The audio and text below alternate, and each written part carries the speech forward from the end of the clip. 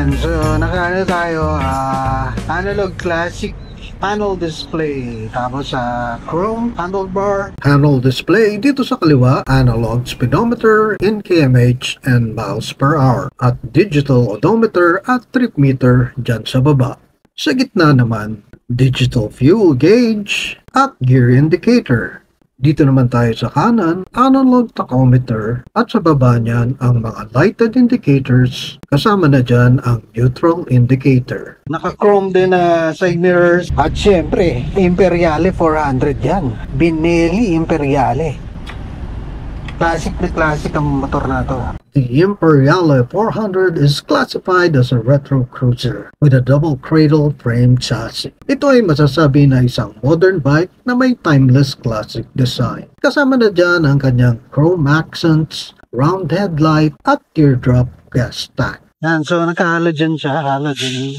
So nakapasok. Nakapasok na. Pasok lights. So, puro bulb. Siyempre, expressway legal yan. ABS, front brake. Front brakes, 300mm disc with 2-piston caliper brakes. Sa likod naman, 240mm disc with single-piston caliper brake. Safety assured kasi naka-dual channel ABS. Grab bar, naka-chrome din. This is metal, plastic. Front brake, adjustable siya, 4 parts. Itong clutch hindi adjustable. So, yan ang basic. Ay, classic to classic. Maganda. Grabe. Comfortable siya sa seat height na 780mm. Ride anywhere with a ground clearance of 165mm. Color variants, red, black, and silver. Ride na natin to. Oo nga pala, ito ang very first big bike na nasakyan ko. Okay, so dito lang tayo magte-test ride. Okay, dito lang tayo, ikot-ikot lang. Hindi naman tayo pwede magmabilis. Ang Benelli Imperiale 400 ay single-cylinder, 4-valve, air-cooled, single overhead cam engine. Ito ay 5-speed manual transmission. According to Benelli UK, this is fuel injected. Fuel efficiency for city riding, 33.49 kilometers per liter. Pero sa India, they have a research that it could reach up to 36.65 kilometers per liter.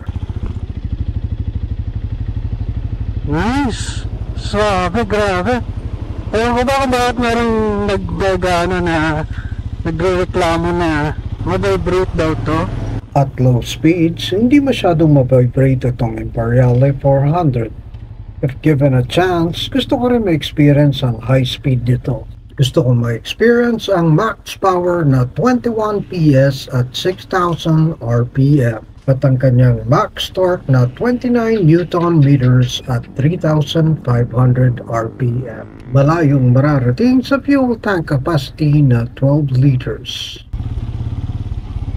Suabe ang preno sa likod.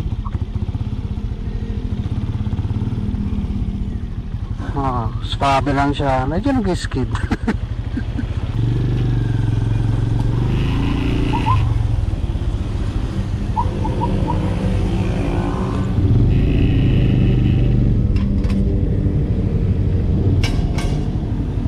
At this point, medyo nasasanay na akong sakyan ang Imperiale 400. Sarap!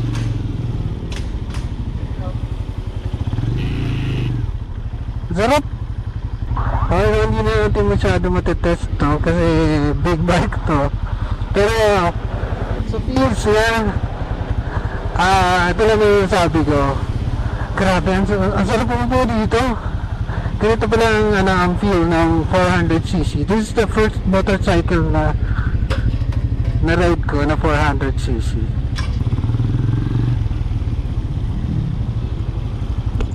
Nimbleness. Okay, tingnan mo naman ang turning radius niya. Ang sarap yung corner. Ang ganda ng kapit ng tires. Ang ganda ng turning radius.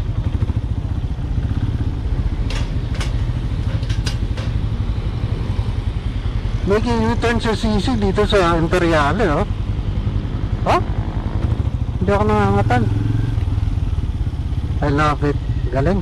After a while, sa curb weight niyang 205 kilograms, ay di ko na masyadong napapansin. Hanggang, grabe.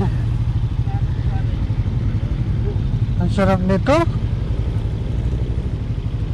Ang front suspension niya, 41mm with 121mm travel. Mahaba-haba ang play kaya komportable. Sa experience ko, hindi naman matagtag ang rear suspension na may swing arm at double shock absorber. Meron siyang 55mm travel.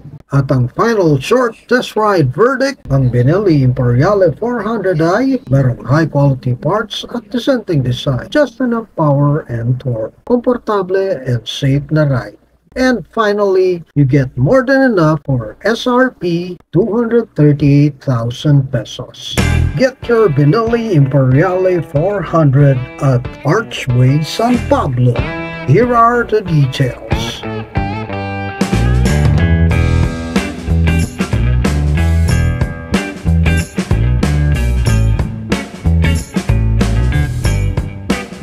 And special thanks to Immortal Motobag for my chest bag.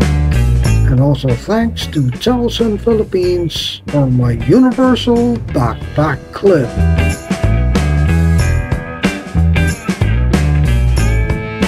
Again, this is Tigerbug.